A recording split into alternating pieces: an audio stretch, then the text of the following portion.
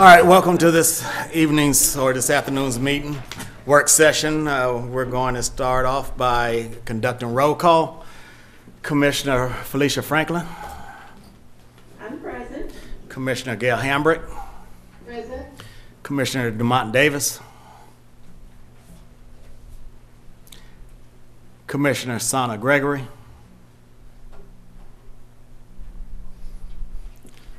All right, so let's begin by asking if are you clear on who's currently present, Madam Clerk? Thank you. Preliminary items for discussion for next board meeting. Are there any items that the present commissioners would like to discuss?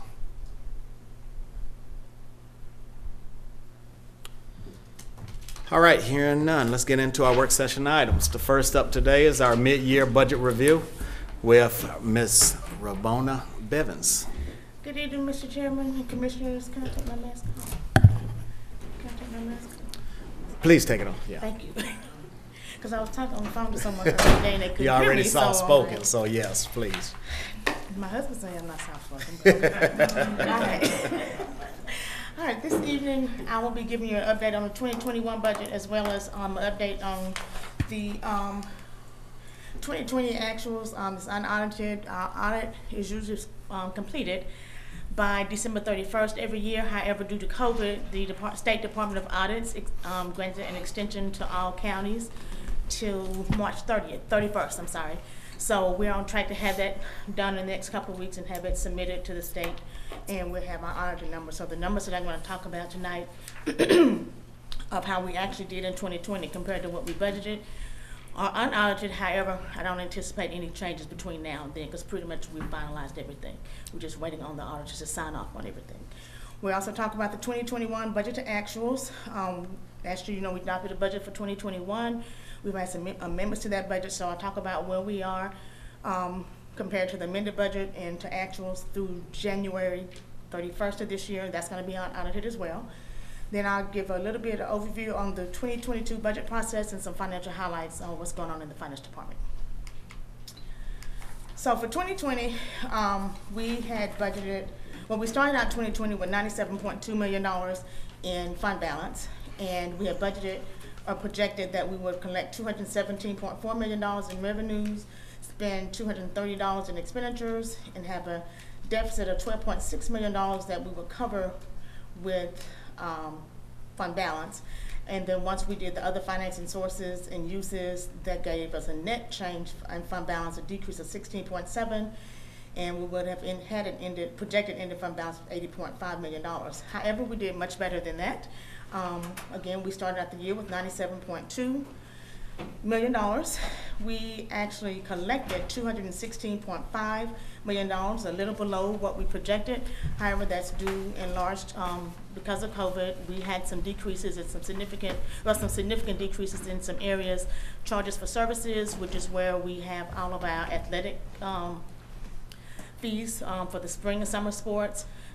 Facilities rentals, and that's going to be reflected also in the first part of 2021 budget because that carried over because we're just now starting to get back into operations at the rec centers, and also some service fees from the courts that have not been collected due to closure because of COVID as well. So that's why that came in a little under, and we came in way under on our expenditures, $204 million. Which gave us, instead of having a deficit, we had an excess of revenues over expenditures of $12.5 million. And once you net in the other financing sources, which is revenue that we received from other funds, some insurance proceeds, things of that nature, and then other financing uses of the $10.9 million, those are transfers out that we have to provide to other funds, mainly for grants for our matching portions of grants that we have to match. That gave us a net change in fund balance, an increase of almost 8.7 or 8.9 if you want to round up, for an ending fund balance of 105.9, almost $106 million unaudited. So, just to recap the revenues that we collected for 2020, this chart shows the final budget for 2020. The top chart, the green line, the top line on each type shows the final budget. The middle line, which is the yellow line, shows what we actually collected, and then the bottom line, which is a little darker green line, shows the actuals for the prior year. So it's a comparison of what we budgeted, what we collected, as well as how we did compared to the prior year. So as you can see, the charges of services is down a little bit from 2019, and again, it's due to those COVID and not being able to charge for those services that we normally do.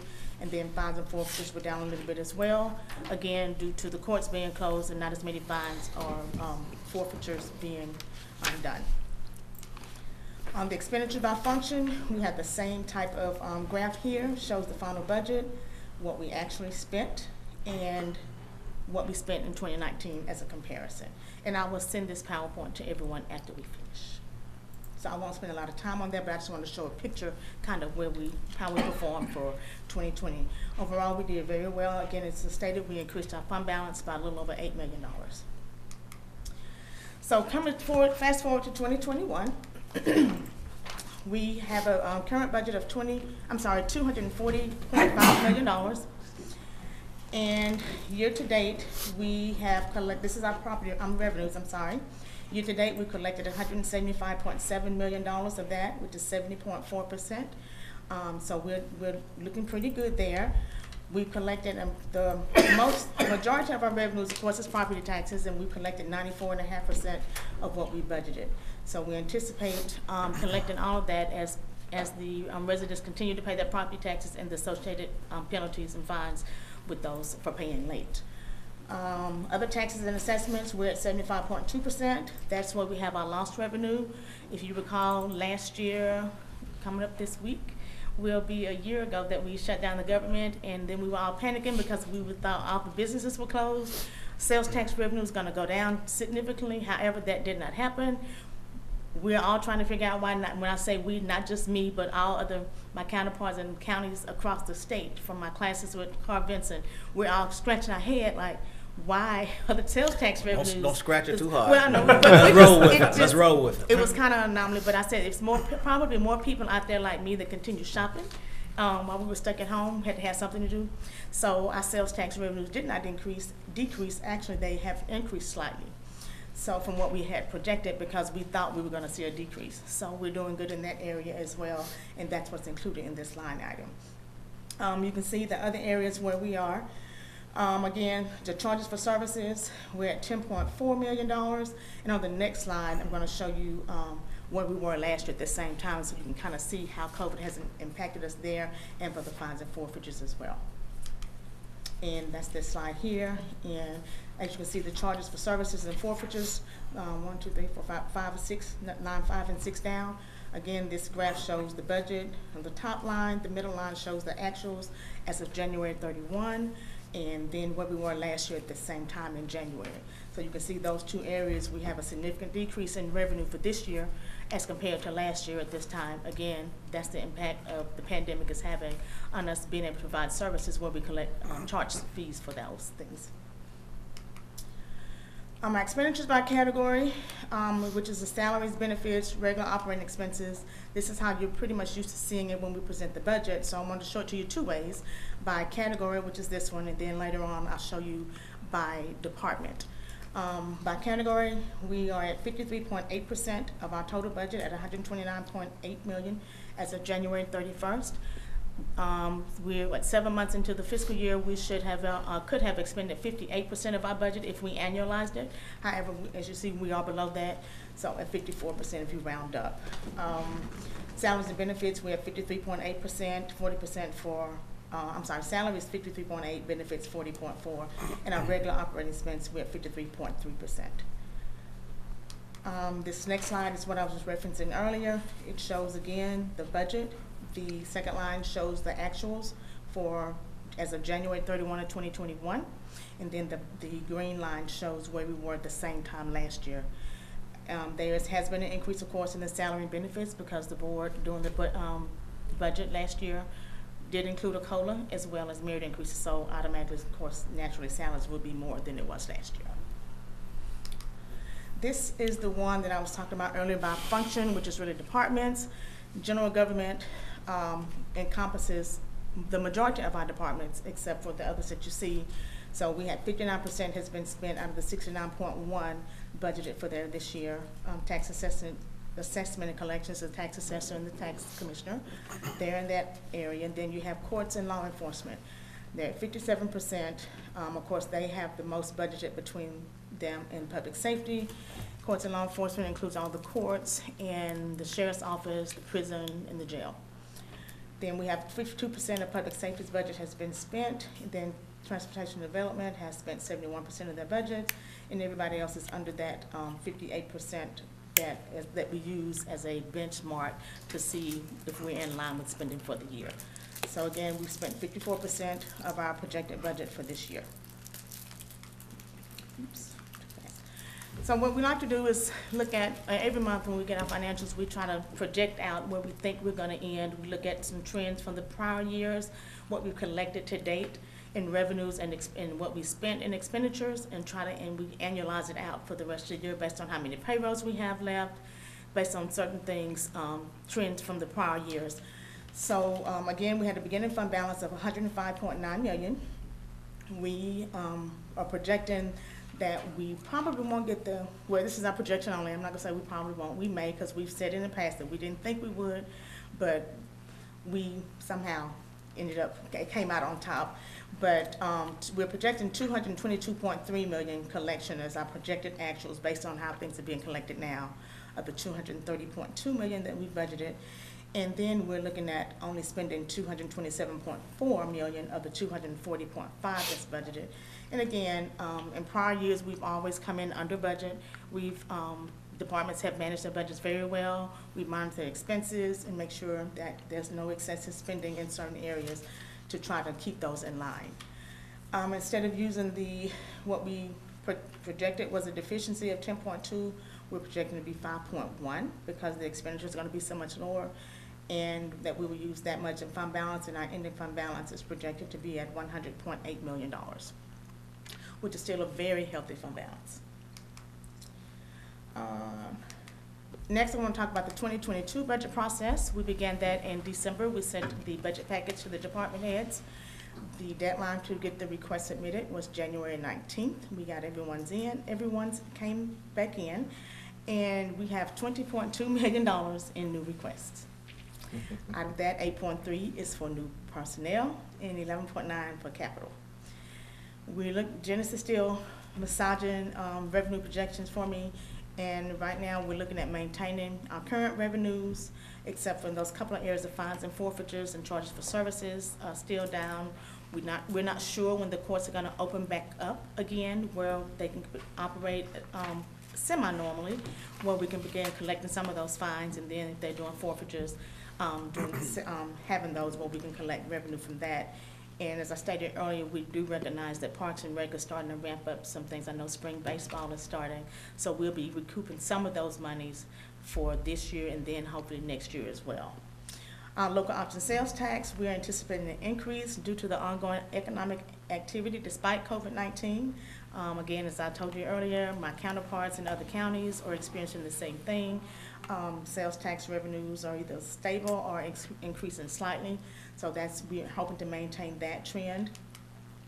And tax revenues, property taxes, we received a preliminary digest from the tax assessor on the 26th of February.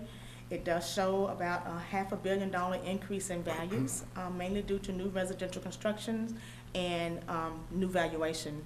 He did also state that this number probably will increase because they have not completed inventorying all of the new residential constructions and completed the new valuations of properties.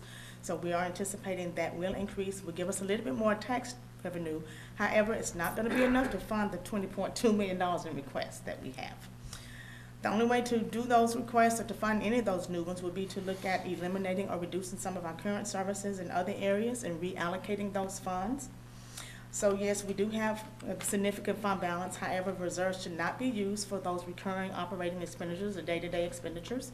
They should only be used for those one-time capital expenditures or to maintain current services during economic downturns like we're in with COVID. So if our sales tax were to go down, it's kind of like at home. If you have a reduction in your income because you or your spouse or significant other gets sick and can't go to work, you dip into your savings account to take care of things until you can go back to work and get that revenue source started back. Same thing with this.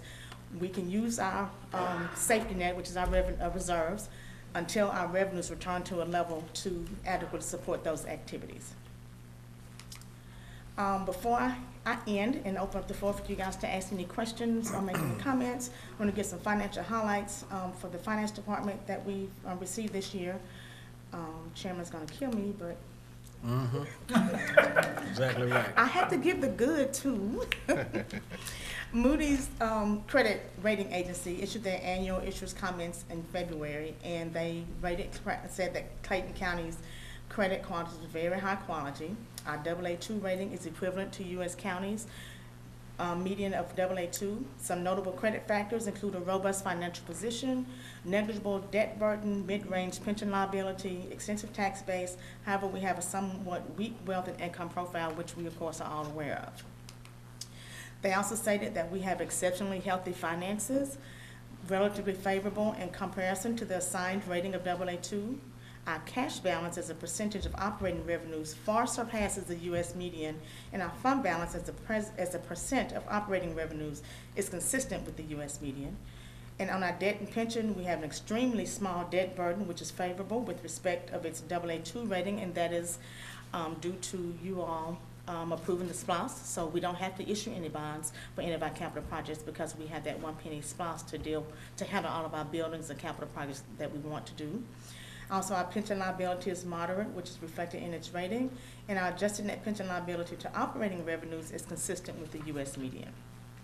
And before I sit down, I want to give my finance staff kudos because they've done a very good job in preparing these financial reports and the budget documents every year that we submit to Government Finance Officers Association for awards. And for the 17th consecutive year, Dennis and his staff have put together a budget document that has received the Distinguished Budget Presentation Award. It is the highest form of recognition in governmental budgeting, and only 1,491 entities have received the award out of approximately 17,998 government finance professionals throughout North America, and that's including the United States and Canada. We've also received for the 42nd consecutive year, the Comprehensive Annual Financial Report was submitted for the Certificate of Achievement for Excellence in Financial Reporting, and hopefully we'll win a 43rd once we complete our financial report and submit it again this year. It also is the highest form of recognition in the area of governmental accounting and financial reporting, and its attainment represents a significant accomplishment by our government. So again, I want to thank my staff because I couldn't do this by myself because it's a lot. So with that, I yield the floor back to you, Mr. Chairman, for any comments or questions from the commissioners. All right, kudos to you and your staff. You're definitely doing a good job. Madam Clerk also showed that Commissioner Sana Gregory has joined us as well.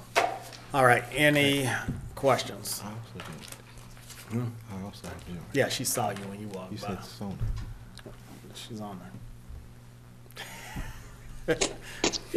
Any questions? Yes, I would like to say thank you. Well, I need to wait till you recognize. Go ahead, Commissioner Franklin. Thank you. I want to say thank you so very much for this update. This is really good information. And hopefully moving forward, we could probably get an update like quarterly like we did today. That would be extremely helpful as we're constantly looking at making decisions as policymakers. One of the things I do want to go back to, and your report again was phenomenal, very thorough, is looking at the cost and what we're spending, especially during the pandemic. When we look at spending money in terms of salaries, and then you look at the courts and the jail.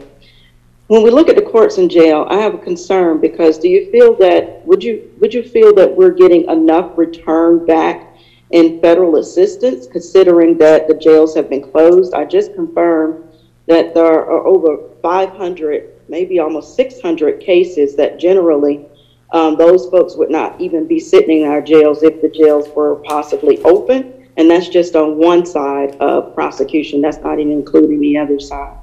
So again, do you feel that we are receiving adequate amount of federal aid as well as state aid, considering that the courts have been closed by our chief judge?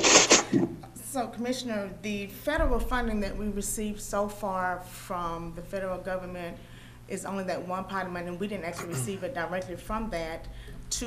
Nothing has been given to us directly to offset some of those costs, as you were mentioning, with it being closed or shut down. The new bill that was passed does include some direct aid to counties, and it would be up to the commissioners on how we are able to use that money if it's deemed to use for general operating costs for the county. And definitely we could certainly look at allocating some of those resources to those areas. Okay. I would also like for our board to consider possibly adding that to our initiatives as we push with NACO as well as ACCG. We do know that I particularly participate in calls on the national level, and they're always pulling together issues and concerns within our community, and that seems to be one area that is definitely ongoing. I do realize that in our county we had some other things that we had to deal with recently with the change of the prosecutors and so forth, but we've been absorbing that cost for a while now. Another question though, when we look at the amount of money that has been brought in the proposed budget, I remember in 2018, we did put in the higher salaries for, seem to be a lot of the top echelon of our income earners that work for the county. But there was supposed to be the phase two, which we received a very good and detailed presentation from our director of human resources.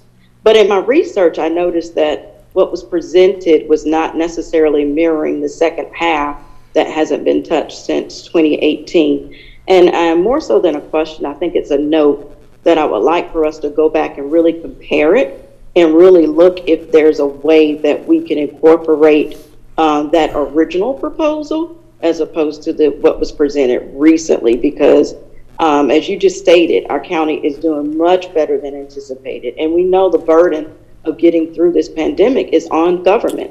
It's on, particularly on the cities and the counties, and want to do everything that we can to take care of our folks, not just on the top echelon of income earners, but those that are in that compression area. So I'd like to review that once again with both you, someone from your staff, as well as HR director. I think it would be imperative. Okay. Not a problem. I'll get with the Chief Operations Officer in HR to see what we can do for you. Yes, and that's the comparison. Thank you so very much. And also, back to your one of your comments about the presentations. This is something that actually I'm going to be doing on a quarterly basis to give an update to the commissioners. Something that hadn't been done in the past, and something that I've been actually talking to my staff about. Everywhere I've ever worked, we've presented an update at board meetings when it's with the school system, and I felt like it's something that we need to do with the commissioners as well. So you all would know, other than just getting the documents that we send, so the public can hear as well where we are financially. That's wonderful. Thank you. You're welcome. Any other questions or comments? I do. Commissioner Just Davis. a quick question based off of what Commissioner Franklin had just said. As far as those grants and state and federal funds, whose responsibility is that once we deliver funds to the Sheriff's Department to go out and seek those grants? Is that the Sheriff's Department to go seek those grants, or is that our own, your department to seek those grants? So the role that finance plays in grants is strictly in a reporting and monitoring how the funds are spent to ensure that they are spent according to the grant requirements. Clayton County does not have a official grants writer. I think it's something that we've all been discussing and trying to obtain. But for the most part, most departments go out and seek their own grants. I know the COO's office has been going out looking at some grants, or some of the things that we received recently have come through that office above and beyond what departments have been doing. Okay. So we don't have an official grants writer to go out and do those things for us, which is something that we have been looking at, just have not been able to fund, or it hasn't been a priority in the budgets that we presented. So there were some other competing priorities, and that one kind of fell to the side because with the strategic plan, we wanted to make sure that we met those priorities and funded those because our budget should mirror that strategic plan. Okay. And let me just say, Commissioner Davis, that the Department of Justice is good about sending out grant opportunities to the local law enforcement agencies, to include the Sheriff's Departments, as well as the Atlanta Regional Commission through the UASC department that they have there, where there's grant money that is utilized for that purpose too. So there are some opportunities that go directly to the departments. Great, thank you. So, any other questions, comments? Yes, sir, Mr. Chair, I have a comment. Commissioner Gregory. Yeah, Ms. Evans mentioned, like how the sales tax has increased since we've been home during the pandemic. And I'm always mindful of reminding each other, all of us and the citizens, how we can capitalize on this. Whereas when you all hear people, don't join in the noise about warehousing, but obviously everybody's sitting home ordering. And some of that stuff might be coming right over from Anvil Block Road, and we getting that money. So it should be in one powerful voice that we talk about. We are in on this e-commerce. 20 years ago, when Clayton County was doing this 2020 initiative, whatever, you all probably remember it. It was logistics back then, but we have evolved to where we are now. And I don't know if people want these big medical complexes like Sandy Springs. That's not us right now. We don't have that number of doctors and so forth, but we can capitalize on what we have here in our county and putting our people to work and getting our goods when we want. And our economic development, and everybody should be saying this. This is a good thing for us. And I'll add to what Commissioner just said, because I spoke at one of her Saturday morning events, but I was talking about sales tax. And a lot of people, I shop in Clayton County when I can. And a lot of times if I can't find what I can in Clayton County, I'll go online and shop. And when you shop online, the sales taxes they charge, those come to Clayton County too. So you don't have to go to Macy's, up at Perimeter Mall, or up at Lenox Mall to get what you want. If our Macy's doesn't have it, go online and buy it, and keep those sales tax dollars in Clayton County, please. That's right. I'm sorry, I had to get that plug. Thank you. Thank you. Any other comments, questions? I think that the CFO just trying to buy a new pair of shoes there. Commissioner, you're not supposed to tell nobody that. We got, between the Commissioner Gregory, myself, and the CFO, we always compare the shoe game. But no, you're exactly right. It is. I do have to just give one point of clarity on what was mentioned earlier from a commissioner, but I do want to chime in. E-commerce is the way, and we need to understand that, and we need to all buy and shop online and use your address and not your mama address that live in Henry or Fayette County, but use your address so that we can get those taxes. I know they're going to get us, but there are a lot of stores that are the #1 stores out of Clayton County. I won't name them, but you may have mentioned one of them, Madam CFO, and they are the #1 stores. When we look at stores that are closing around the U.S., ours are staying open recently, and then on the fact that we're dealing with essential businesses has been a huge help for us here in the county. But the one thing I want to go back to on what I was asking about the funding. Again, there is a collection of commissioners as well as chairwomen and chairmen who are on a call just about every week with NACO, National Association of County Officials, as well as GABCO, Georgia Association of Black County Officials, and ACCG. And I think that it's imperative that our voice and concern is at that table about where we're spending the most money in our counties, because as COVID continues, it's not going to go away overnight, but we're trying to play catch up. The biggest hit is the fact that we've got those folks sitting in the jail, and on average, I know it costs, I forget how much it is a day for us to pay for those folks. And where normally, if the court systems were open, we would be functioning. And we don't have that ability to say we're open or not. That's the state that regulates whether or not they're having jury trials. So I just want us to keep it in mind as we put forth our lobbying efforts on both the federal as well as the state level collectively. Keep that at the forefront of our mind so that we can continue to get the funds due to us as we come back and balance and rebound from this pandemic. All right, any other comments, questions? Thank you again for your presentation. All right, next up is the Aero ATL Model Mile Feasibility Study. Mr. Hodges.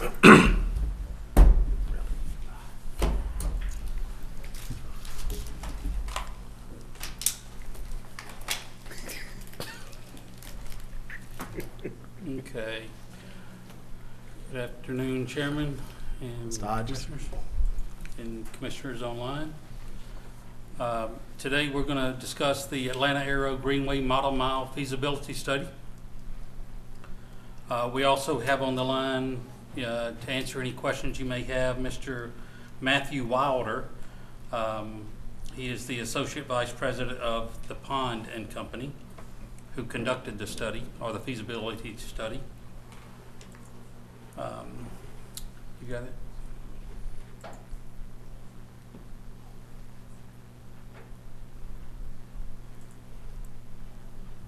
Next slide.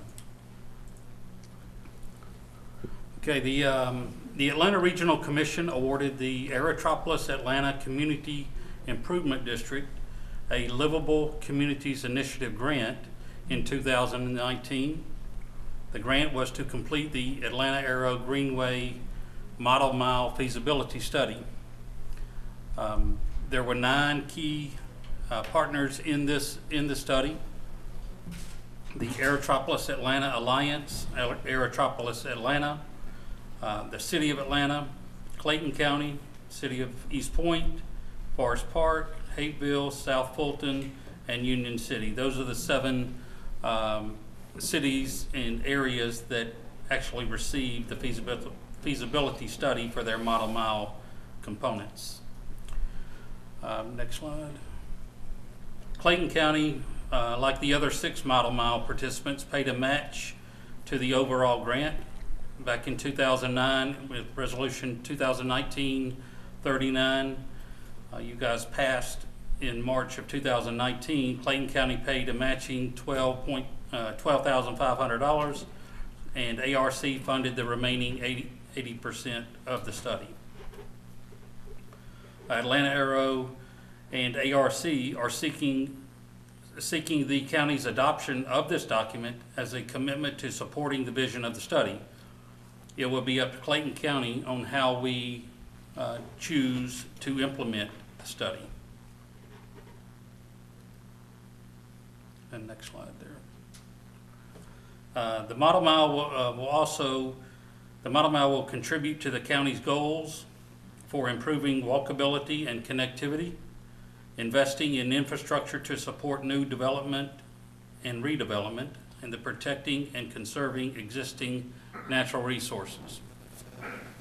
The Parks Recreation Department and Pond and the COO met with the Board of Education to go over the different routes and proposals that the Pond and Company came up with for the model mile. You'll see in the next couple of slides, ultimately the Board of Education chose not to, or to go with a specific route as opposed to one that wrapped around Drew High School due to security concerns. Next slide. So the slide that you see on the left is the actual selected route that we have chosen. The blue route on the right side was a route that wrapped around Drew High School, and as I said earlier, ultimately was decided not to go with just due to security concerns with the school and the citizens walking around the campus during school hours. So as you can see, the route goes from Upper Riverdale Road up the right side of Garden Walk Boulevard. It will connect there at the bus depot. Will be the trailhead for this trail. There's a alternate plan that eventually, possibly one day, connect the Terra Crossing shopping area to this trail. And you can see on the left side of the screen, you'll see where the wall is. That's basically, there's a large retention wall that made out of concrete that goes up along the right side of Garden Walk, and the trail would be 30 to 40 feet inside of the wetlands. Most of the areas would be constructed of a boardwalk. a 12-foot wide, just like our path, our standard path for Clayton Connects is 12-foot wide. Sidewalks that give plenty of room for biking and walking. Next slide. So this is the trailhead that would be located at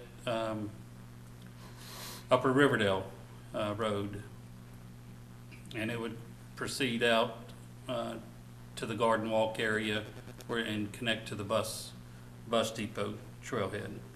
The length of the trail is roughly 1 mile, a little bit short of a mile depending on the route we have to take one day inside the wetlands.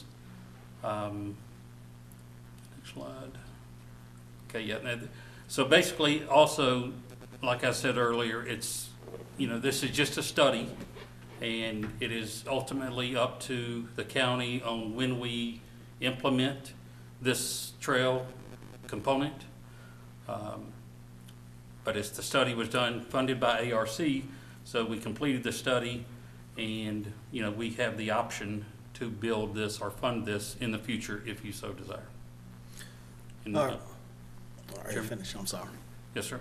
All right, well, I appreciate that presentation. Did the study take into account the flooding problems that we have in that area? Yes, sir. Yeah. Because you said that it was elevated. Correct. How far? I mean, how high? I thought you said like. How high off of the, they did take into account, and it's well enough to where it would, well, that area does flood, but the trail would be built for flooding.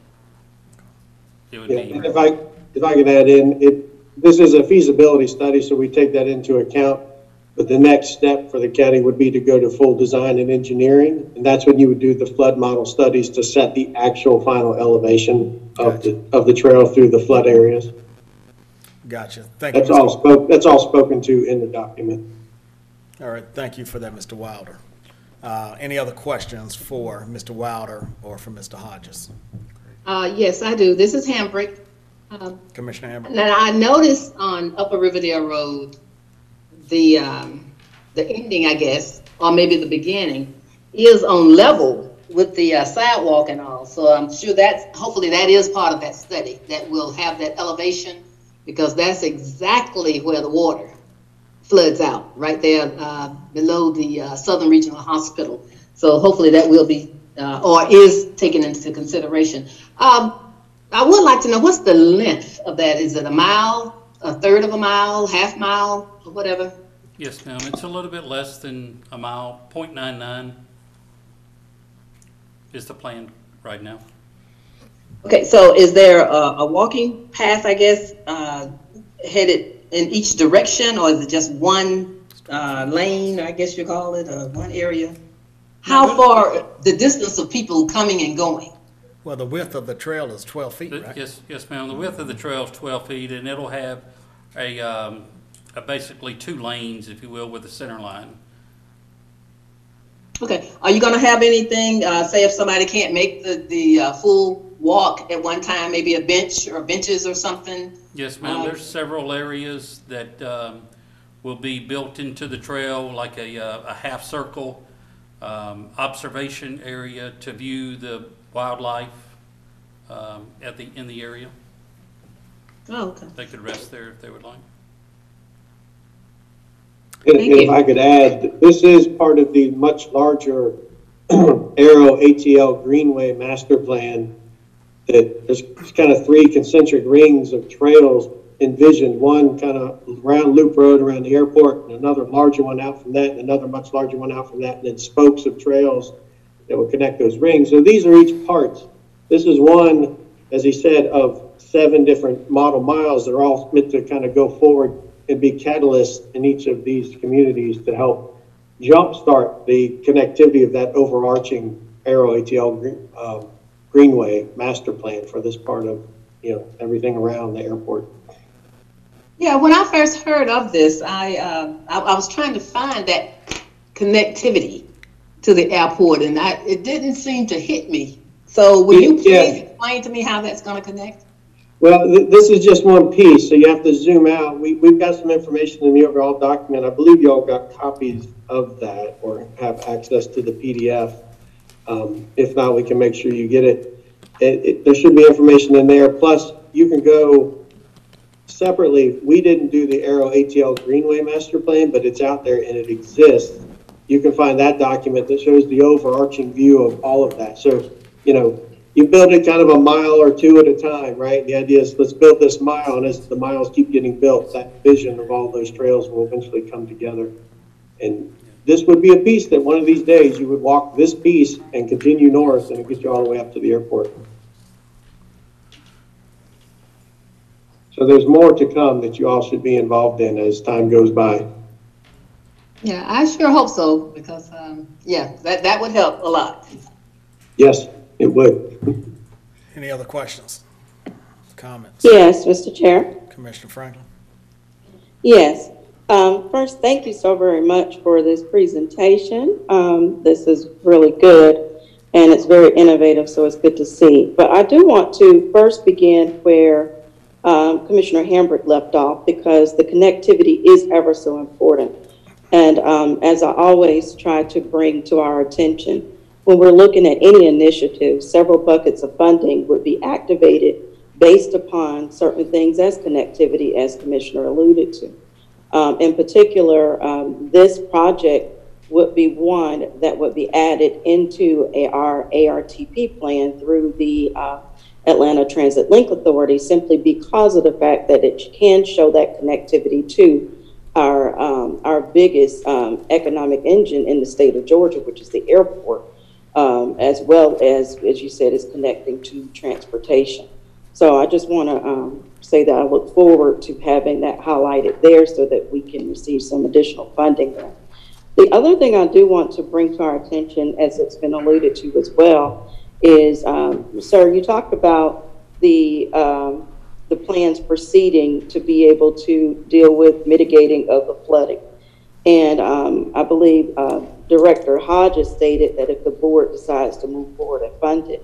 But this trail seems to be hitting a couple of goals, not just providing connectivity and a means of a livable, walkable community, but it's solving a huge problem of the flooding. So I want to know, have we looked into the cost of it, and then also the means of funding that cost outside of just off the backs of our citizens here in the county? Ms. Stanford. Commissioner, that's a great question. To know what's running in tandem with the Greenway plan, when the board was so gracious enough to support the resiliency offices, one of the primary goals of Chief Murkison is doing the resiliency fund. We're utilizing BRIC funding to work in tandem, not just with the actual build out of the trail, but also the floodplain mitigation plan as well, to look primarily at the southern regional corridor as a means of doing the workaround. So right now, the Wood Group is serving as the primary feasibilities. They're doing the feasibility study around that area. And so they're gonna run that program in tandem with what we're doing with ARC or doing with Aero ATL, to ensure that we can get some synergy between the work that we're doing with the trail development here, as well as the resiliency study that Chief Murkison and his team is building out on right now. So we'll be getting grant funding from the federal side, from that pool of money as well, to help fund not just this project, but the floodplain mitigation. That's awesome. I may even look to have us set up a presentation, if it's not already scheduled, again through the ATL. I'm glad that you brought up too about the grant funding, because we would just received information that this new federal government may be going back to earmarks. So we want to make sure that we have that in our thought process as well, the forefront, as we continue to push forward. So thank you for that. Yes, ma'am. Any other questions? Thank you, Mr. Wilder and Mr. Hodges, for your presentation. All right, next up is Aviva Finance presentation, will be given to us by Ms. Pam Ambles.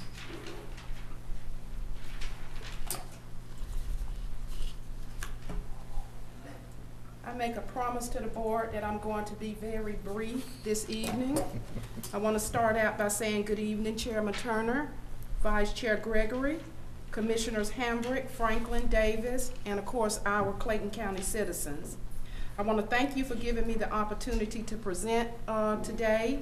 The topic of my presentation is a possible partnership with Aviva Finance to promote financial wellness for our employees. On behalf of Clayton County employees, Human Resources sincerely thanks the board for the implementation of several initiatives that you all have put in place to provide and maintain a competitive compensation system for our employees. You've put in place initiatives such as the COLAs, merit increases, the 2018 compensation study, and I know that talks are underway in regards to phase 2 of that study. All these initiatives have increased compensation for our employees and definitely is beginning to move the needle in regards to the compression that we see within our compensation system. We are working in a 21st century work environment. And to be honest, what worked in the past may have worked very well then, but may not be as effective now.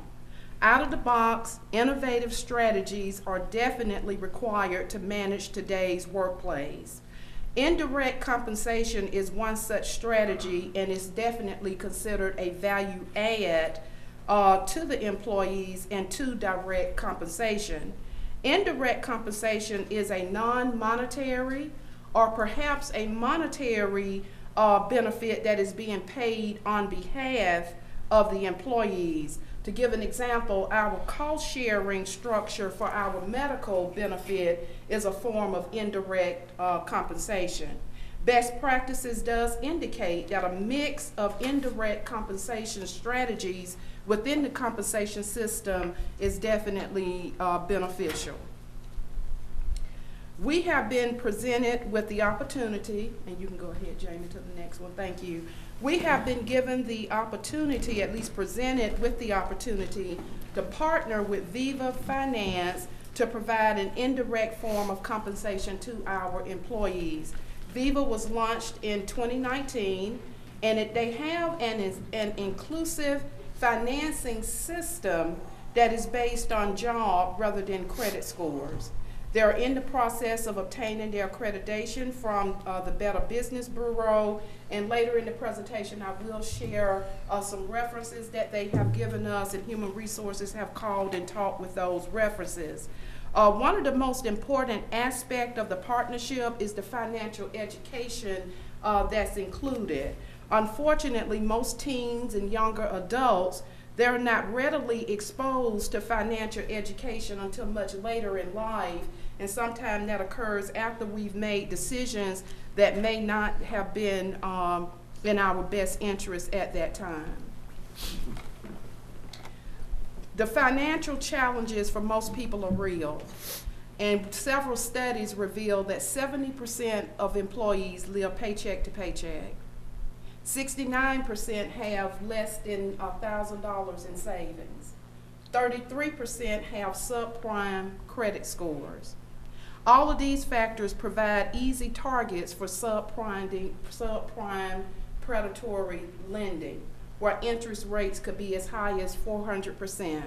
It does make financial recovery difficult, because if these are the only options that people have, that's going to definitely make the financial recovery difficult, because you're just adding on top of an already bad situation. It is estimated that there are more predatory lending companies in the United States than there are McDonald's and Starbucks combined. What you see on the slide is a snippet of the interest rates that are offered by Aviva. They have starter loans that range from $325 to $500. Interest rate is 0, fee is $25. The term of the loan is 5 months. They also have lifestyles loan that range from $1,000 to $10,000. Interest rate is less than 12%. Fee 25%, term is 24 months. It is important to note that a 700 credit score will generally yield a 14% interest rate on an unsecured bank loan. Viva Impact, it helps employees build credit. Viva reports to the 3 major credit bureaus. It provides the opportunity for employees to better manage those unforeseen emergencies, such as car repairs, medical expenses that wasn't planned, any changes in the family composition, like the birth of a baby, the death of someone, divorce, and things of that nature. It does aid in a quicker financial recovery, as I said earlier, if the only options are those sub-predatory type lending institutes. That's just going to add to the situation that the individual may find him or herself in. And once again, the financial education. It improves recruitment, productivity, as well as retention. Employees definitely, I would say a highly talented employee is going to make sure that he or she is looking at all aspects of an organization before coming aboard. So different benefits are very important to the employee. Once again, the online financial education piece, there are 7 core modules that are offered. 5-minute application process, application review within 24 hours. Funds are available within 2 business days. Ms. Jane. Yeah, the next one. Yes, ma'am. Thank you. Clayton County, I know the big question is, you know, what's the liability piece. There is absolutely no liability to Clayton County. There's no contracts that is needed. The payments are payroll deducted for current employees. A burning question that I had when my team and I met with Viva, well, what happens when an employee terminates? Viva works directly with that terminated employee to either continue the automated payments or whatever arrangements they make, but that is strictly between Viva and that terminated employee. Our role would be, of course, to provide standard employment verifications, which we do, and to allow payroll deductions. References, Clayton County Public Schools, and I'll share with you what I got back from them. Children Healthcare of Atlanta, Pierce Government, Rawlings Pest Control. Those are some of the references that were provided. Clayton County Public School, I spoke to Lonnie Smith. He said that this is definitely a different benefit, but their experience has been very good. He feels that it keeps their employees from going to pawn shops and other high-interest finance companies. He did state that he likes the fact that they report to the top 3 credit bureaus. They are accessible. He said that they will come on site anytime they're asked to do various presentations. He said thus far they have had no negative experience. Rawlings Pest Control, they're one of the largest pest control systems. They have employees in over 50 states. They partnered with Viva last year, and according to Miss Amy Hitt, that was the timing was absolutely perfect because shortly thereafter COVID hit. They have lots of employees that are first-time employees, and they feel that this particular program helped their employees build credit. They are working with Viva to explore additional partnerships that may be beneficial to their employees. I want to thank you for allowing me to present this information to you. I've spoken with COO Stanford as well as CFO Bivens about this particular program, and neither expressed any concerns about moving forward.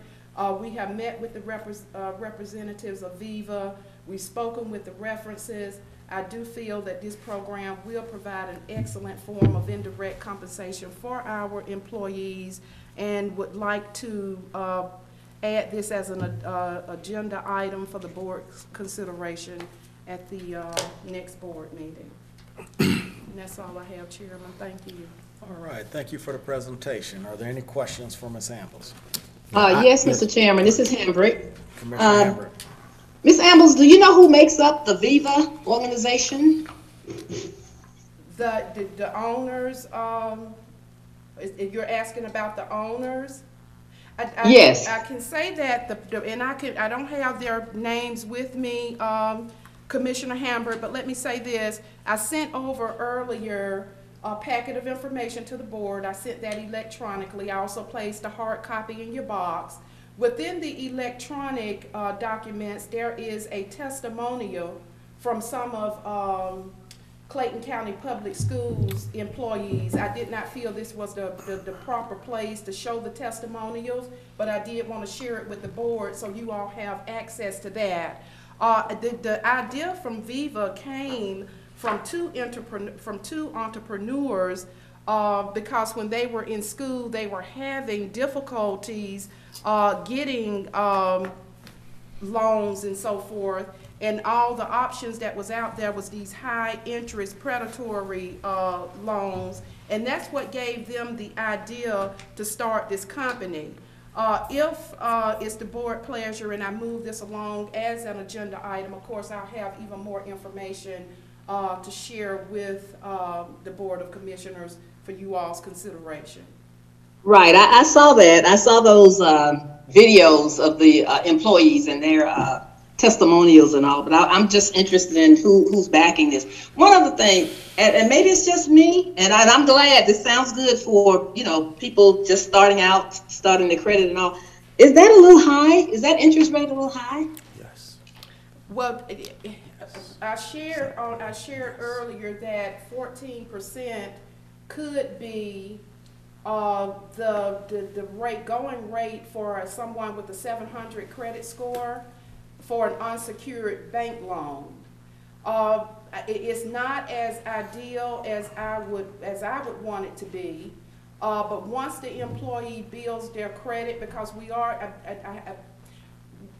and I'm trying to articulate this to the fact that we do have employees at different points in their lives, we really do, who are living paycheck to paycheck. Once again, I just applaud the board for everything that you all have done, which includes raising our part-time employees' wages to at least $10 an hour. I think that is awesome, but in this COVID environment, the proud thing for Clayton County is we haven't been directly impacted in regards to having to lay employees off and so forth, but that doesn't mean that some of our employees' spouses and other family members that they may be supporting, that doesn't mean that they have not been impacted by COVID. But using the 14% as a benchmark for an unsecured bank loan, the less than 12% is a lot less than you would see in a lot of other financing agencies. Oh, okay. I think this is the last thing. And I didn't see this in the presentation. Maybe I overlooked it. How long have they been in existence? They have been in existence for approximately 3 years, Commissioner, but I'll confirm that, but for at least 3 years. Okay. I'm asking, I spent most of my time with the state with the Governor's Office of Consumer Affairs, and these things just come out at me, you know, with the new companies and all. Hopefully this is good and will be good for the employees. But yeah, thank you so much for your presentation and for those answers. I'm going to look a little bit more on those interest rates though. But anyway, I think it's good for people starting out with it. And what I'll do, I've written down some of the questions that you've asked, Commissioner, and I'll confirm all of that and be able to provide follow-up. What I wanted to do this evening was just to provide the board a brief presentation, and if there is interest with me moving it forward, of course you'll have more detailed information to follow. Okay, thank you. Yes, ma'am, you're welcome. Any other questions? Yeah, I do. Yes, sir. Go I have ahead. a comment. Go on, Commissioner Davis. No, go ahead, Commissioner Gregory.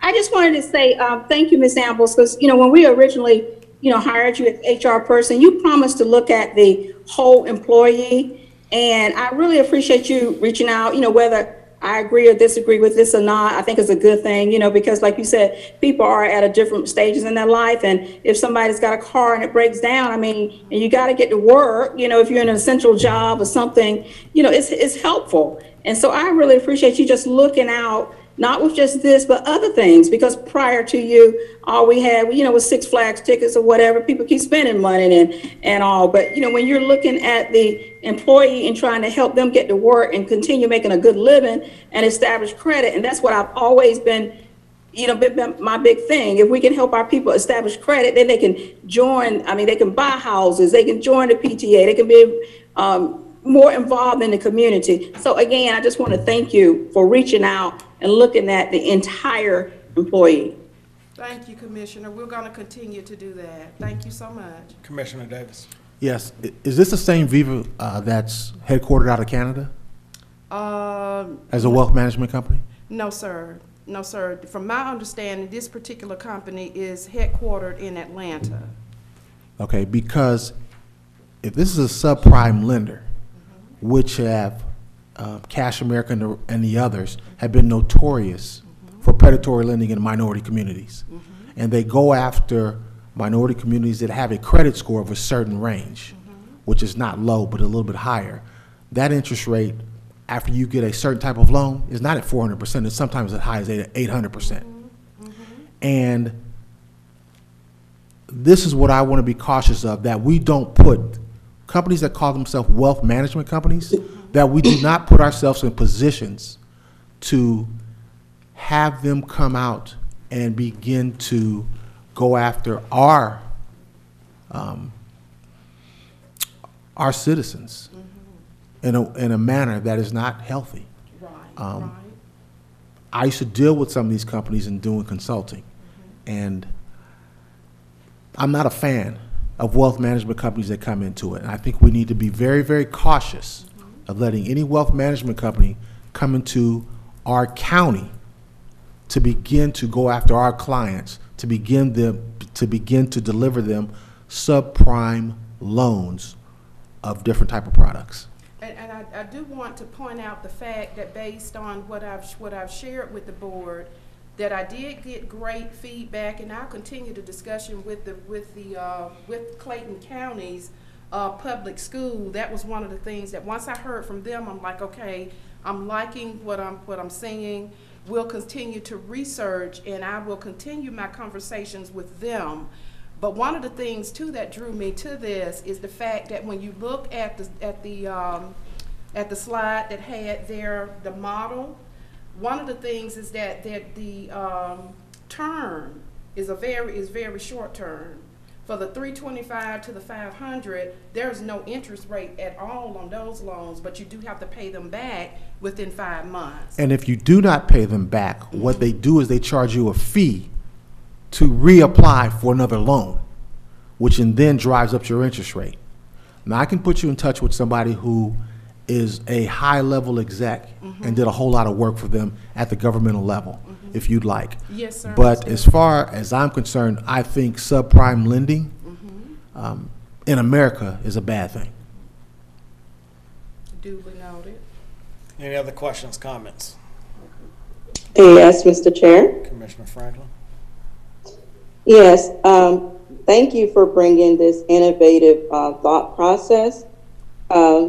Ms. Ambles, Pam, and for Director Ambles, rather. Thank you for being innovative and looking at the whole well-being of our employees. With stating that, however, there are a couple of red flags that I would just like to chime in on, as Commissioner Hambrick has already eloquently stated, and as well as the concern has been echoed by Commissioner Davis. Whenever you have a company that's just starting out, that's a concern to me. Number two, it is not a part of the Better Business Bureau, and as you research the Better Business Bureau, the constant concerns are of the marketing towards the employees. So it's basically opening up a degree of marketing towards a base of employees. So that is of concern to me as well. Furthermore, I do have to agree with Commissioner Davis because unfortunately, one of my first auditing jobs was for a company similar to the one that Commissioner Davis alluded to. And they do start off by bringing you in low, but that 25% fee is what you have to remember. I think that for us, it's good to be innovative, but when we start to branch out into areas that are outside of our wheelhouse, I have concern about us getting into those spaces. We have credit unions that we can encourage our folks to be a part of, and we can push more of our flexible spending account involvement and possibly the HSA. I think there are other ways that we can reach our goal. And if by chance the board feels that this is something that needs to be explored, then I would say we need to go through the process that we do with any other company, through an RFP process after the proper vote is taken.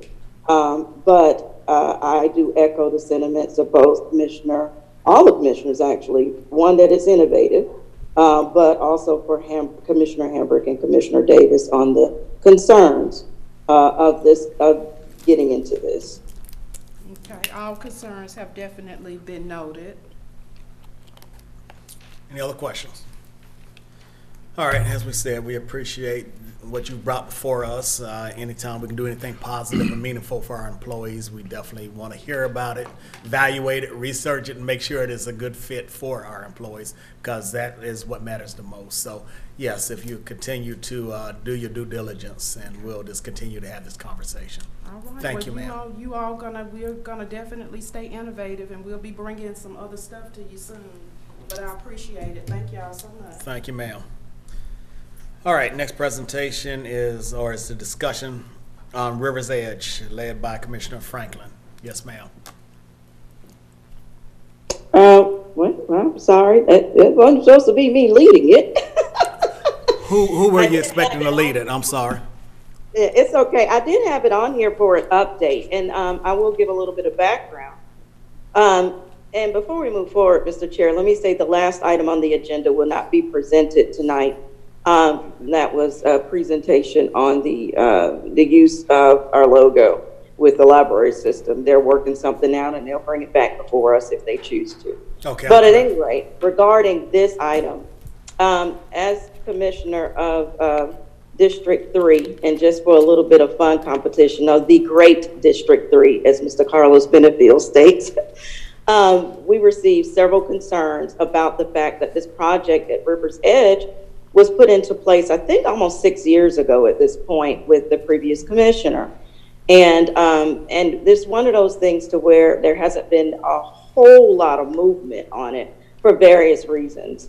But I do want to give a huge kudos to our staff in Clayton County, which included the COO as well as our Parks and Rec director. All of our law enforcement was there, police chief was there, captain was there, as well as our sheriff's department was there, and even the warden was there. So it was really great to have all the folks involved at the table and hearing from the River's Edge community. But, you know, as commissioner, I've stated, as policymakers, we can only go along with what's put into place, but the operation side of the house, sometimes we're asking for information to shore up those gaps. And COO Stanford did a great job of listening as well as sharing the direction. And so we've submitted to, what was submitted to us was the outcome of that meeting. And COO and I discussed what would the next steps be based upon the community and the progress of the completion of the trail, as well as the other items that were promised to this community prior to me becoming a commissioner. So, Mr. Stanford, I believe there were a couple follow-ups, if you would just like to share those with the board, because even though it is in District 3, the point is this is going to have to be something that the board has to push forward. Mr. Stanford. Yes, Commissioner. As Commissioner Franklin alluded to, there was a Zoom call facilitated on Saturday with the River's Edge community to talk specifically about the deliverables moving forward for the Greenway build out. In short, what we landed on is that we all know that part of the 2021 SPOS program, there will be additional green space money that will be infused into that area. And so the high-level deliverables there simply was that we anticipate there should be enough collections in place, and as the CFO alluded to, that our sales tax collection seems to be on point, that we should have enough money and space to start our architecture and engineering design for that space starting in October or November of this year. Understanding that once we get that architectural and engineering study completed, then we anticipate that the actual construction phase should start February 2022. Leading into that, Commissioner wanted to make sure that there was still community involvement in place. So after that meeting, we had some further discussion, had some additional discussion with the leadership at River's Edge, and we're going to send out a survey to ensure that we get the attitude and the perspective from each other's citizens about, to ensure that we're going in the right direction, to include the clubhouse programming, to include the continual build out of the Greenway, and any other type of amenities that the community may see valuable to, for the county to consider. So we will have that survey ready to rock and roll in the next 2 to 3 weeks. We will get that out to the community, get feedback, and then that will become the foundation that we'll provide to the A&E firm once they start the actual design of the facility or the trail development come October or November. So that's kind of where we are right now in space. Well, I'm glad to hear that y'all are talking about doing a survey, because the citizens' input is vital down there in terms of what we do with the property that we own down there. So I'm glad to hear that that is being done. Are there any questions, comments? Well, I would like to just piggyback on that and make a point, as COO stated. A lot of folks showed up at that meeting, and they gave their opinions and their thoughts in that meeting, which was documented, which will be included as we move forward. And the one thing that we all need to keep in mind is that the county may own the property, but it's the taxpayers. As we just saw in that presentation by our CFO, our county is run off the backs of the taxpayers. That's the one area that we're going to keep pushing towards with more economic development, so that we don't have to always rely on the backs of the taxpayers. But thankfully, this FLOSS project did allow for us to be able to save this community. However, as commissioner, I did also make sure that the community was aware that in order to get to those goals, it doesn't have to be incumbent upon just those dollars only. And we looked at what can we do moving forward, and it has to be supported as a whole and available to the public. So I believe that with what the team brought to that space and to the meeting was extremely valuable. And I would like to note that we have documented extensively the feedback from the community in that particular meeting. And I look forward to moving forward, because we don't want our folks to grow weary when we make promises, whether it's me as a commissioner or the previous commissioner. We have a duty to make sure that we honor those promises as much as possible, especially when we tout that we have a healthy fund balance and so forth, and the collections are there. The last point I do want us to keep in mind and add to our plans is the fact that River's Edge has been added to the Flint River project, Finding the Flint project. A lot of that space down in that area, down through the North Bridge Estates, flows along the path of the Flint River. So once again, as we look to continue to be innovative and resourceful, let's make sure that we have that at the forefront of our minds as we explore other means of funding to get to a common goal. Any other comments, statements? Thank you, Mr. COO. All right, the last item on the agenda has been moved, I guess, to the next work session, or until they come back with a solution in that area. Until then, we stand adjourned. Thank you and God bless.